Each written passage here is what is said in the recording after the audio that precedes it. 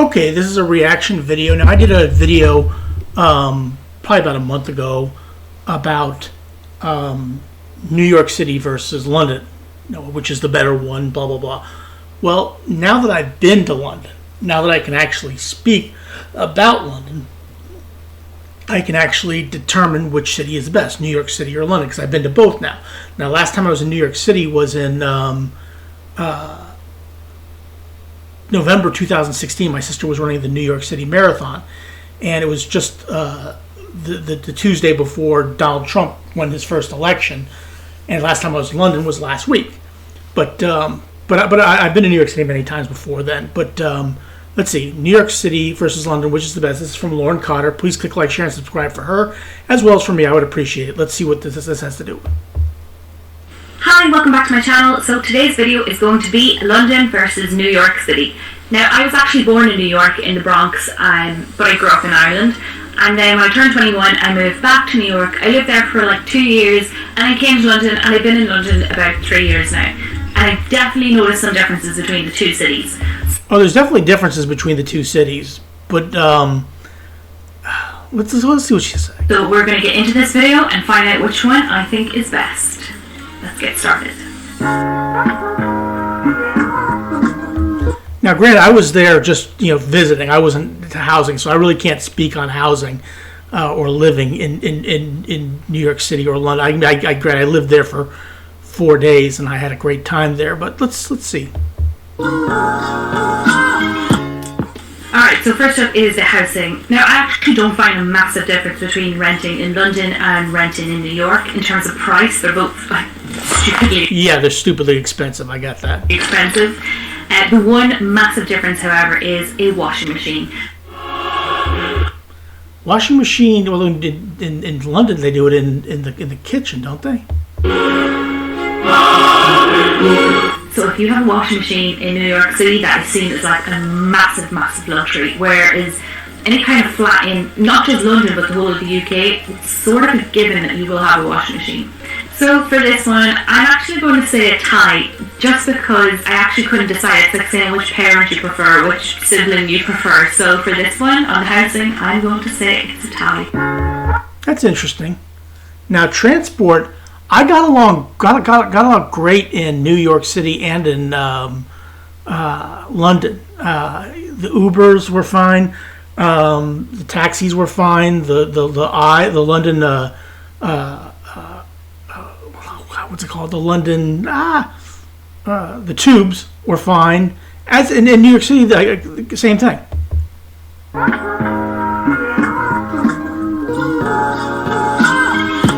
Tube versus the subway.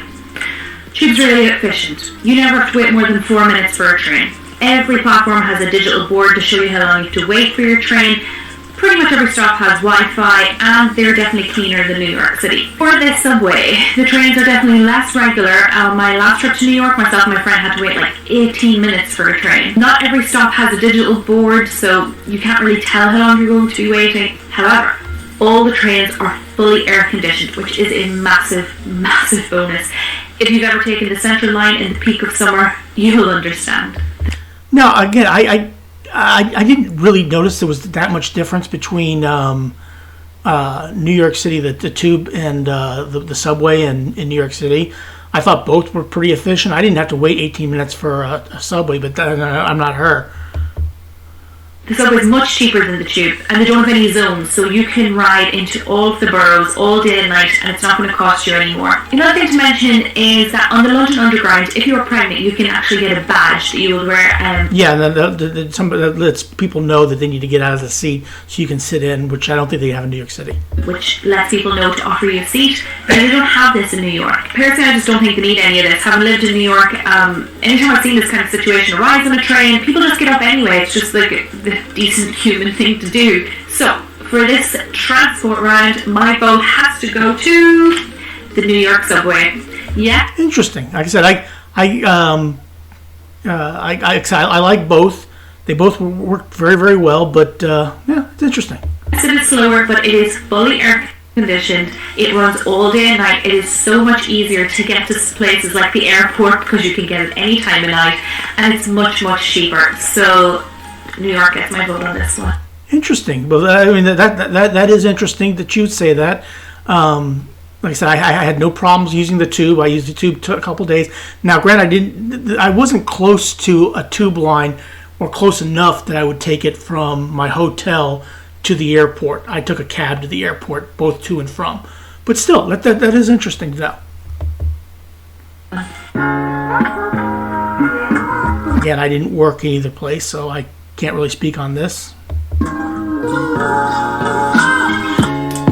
Okay, so for the most part, this will obviously depend on your job and your company, but in my experience, the work-life balance in the UK, like not just London, the whole of the UK, is 100 times better. Oh, I would imagine so. I would imagine the work-life balance, because in the United States, they don't care what your situation is. They want you to work every single day of the week, and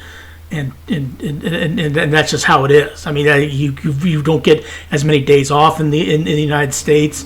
You don't get many sick days off in the United States. No, it doesn't surprise me at all.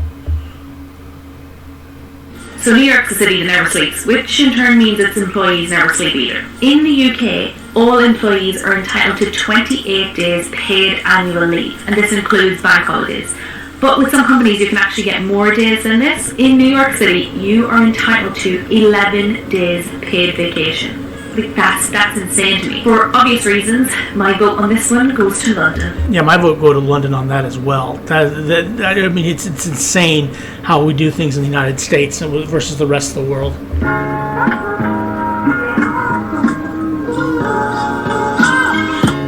Londoners are passive aggressive and New Yorkers are aggressive. Yeah, Midnight Cowboy. That's Dustin Hoffman and John Voight there in the cowboy hat. I've made friends in both cities, like lifelong friends in both cities.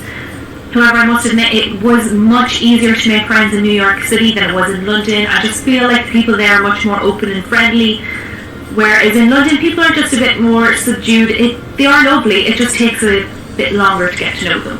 Oh. You know, I actually met people easier in New York City than London too, as well. You know, not lifelong friends, but London, they seemed a little bit more. I guess the word is standoffish. And not that they were rude or anything like that, but it's almost like, why are you talking to me? And then when versus New York City, they just pretty much will talk to you. Another thing I must mention, if you are a woman in New York, you will get hit on. It doesn't matter if you look like Shrek. It doesn't matter if you are covered head to toe in bin bags. Men will comment and whistle and roll down their car windows in moving traffic just to say, "Hey, how you doing?" Yeah, that's gonna happen. So be prepared. Okay, so I am sorry, London, but on this one, I gotta give my vote to New York. New Yorkers have a reputation for being unfriendly, and I completely disagree. I honestly have met... Yeah, a lot of New Yorkers are very friendly. I would agree with that. I mean, now, London, the people were friendly. I mean, like, I met a guy named Clive there, and, yeah, he was a nice guy, but, yeah. But I think New Yorkers get a bad reputation. They're generally pretty nice people.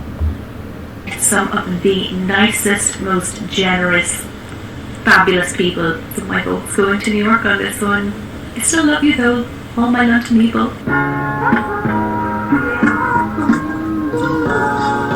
This has to go to London, I would think, because there's only Central Park is New York City. The rest of it is just an urban jungle.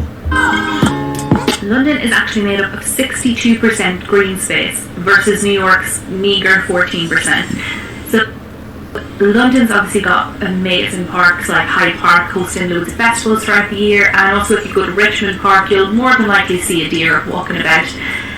But then on the other hand, New York has like the world famous Central Park, which is just amazing to visit in any season of the year. And they've also got the Chelsea High Line, like such a peaceful oasis above the streets. This one is a tough call, but I'm going to have to say London on this one. But yeah, I would agree with that. Now, granted, I didn't get to partake in a lot of that stuff. I was only there for 4 days, really Thursday, Friday, Saturday, Sunday, and I left on Monday. But I did notice a lot greener in London than New York City. Because I love the fact that I don't need to take a train to go to green space where I am. I think New York City would win this one. Not that London was bad. I enjoyed the food in London, but I enjoy the food in New York City a little bit more. Differences I found is portion size. Everything in New York, everywhere you go, is massive portions. Also, this is really random, but I do have to throw it in there. The bread in New York, I don't mean like rolls and baguettes. I'm talking about like a sliced loaf of bread that you would buy in bodega. That bread is so weird. It's like sweet and almost like it's almost sponge cake. Like, I don't understand. It is good. I mean, look, I like the bread in New York. I like Wonder Bread. I like sliced bread. It's good. Why they put so much sugar in it. New York has a bigger and better street food scene. There's street carts on every single corner of the city. Also, another thing I noticed is New Yorkers don't really cook. Everybody kind of dines out all the time or eats. Not really. I know a lot of people that cook in New York City. They not everybody dines out. It's such a huge part of the culture, having the food there. Whereas over here in London and like the UK in general, we tend to not eat out every night of the week. It's kind of a treat to eat out or get a takeout. The service in New York restaurants is 1,000 times better than anywhere you'll find in the UK. But there's a reason for this. Obviously, all the waiters and waitresses rely on tips to pay. Yeah, the tipping culture in the United States is much different than it is in London. And I did notice that. Pay their bills, so they're being nice to you for that reason. But either way, I don't care. I like good service. So on this one, for food and service and variety, New York gets my vote. Yeah, I would thought so. New York City, I mean, some of the best food is in New York City. Not that London is bad. Don't get me wrong. I love the fish and chips in London. That was absolutely fantastic. But yeah, I would say New York City is probably the best. Darren. Well, shopping should be even for both of them. Should be push here because I think shopping is fantastic in both areas, both cities. So I'm just going to come out and say it. I actually think Londoners are far more fashionable than New Yorkers. Sorry, but I think it's true. I'm not so sure about that, but I think shopping is fantastic in both cities. First moved to New York, I expected everybody to be like super trendy and fashionable, just kind of like the way they are in Sex and the City, but it just wasn't the case. I think New Yorkers prefer to be more comfortable because obviously there's so much walking that you do, and that's fair. Yeah, I think that's not bad. That makes sense. Fair enough. Something I also find a little annoying about, like, not just New York but the US in general, is that you don't put the tax on the price tag. Oh, I know that. Yeah, that is a pain in the butt. Is that if you in the United States say something is $8.99, well, there may be a sales tax put on that. So you even if you had $9 and you go and you pay for it, it may say like $9.22. Well, why didn't you just put the tax on there? Because that's one thing. When I went to the Arsenal store and I got this this shirt, and I got a couple other shirts, got a couple other things. It was it was 40% off, which made it $80 for the shirt, and 3 shirts. 88 times 3 is 24, $240. That's what I paid. I knew it going in. Okay, that made perfect sense to me. I don't like in the United States where you have to pay that. I agree with her on that. Added up when you get to the till, so I just find it easier the way that we do it over here, where you know what you're going to pay because it's just already on the tag. I actually think the clothes over here, they're cheaper and there is much more selection, if I'm honest with you. So for this category, my vote's going to London. Now, I would go to London as well, but not for that one, but not because of the... I saw the same things in New York City that you have in London, same thing you have in London, same in New York City. I don't agree with that, but I do like... As far as the sales tax, what she says is concerned, I agree with that wholeheartedly.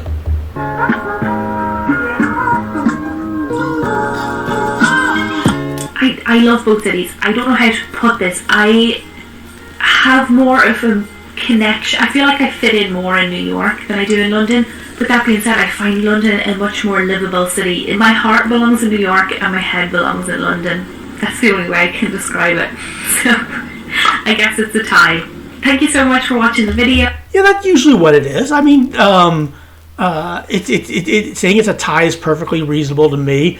There are things you like about London, things you don't like about New York City, things you like about New York City, things you like about London. It's not you're not right and you're not wrong. You're just who you are. And I couldn't agree with you more. Like I said, the time I spent in London was absolutely fantastic. I was pinching myself that I was actually in London. It was such a wonderful place. But the same about New York City. I love New York City. It's a fantastic city.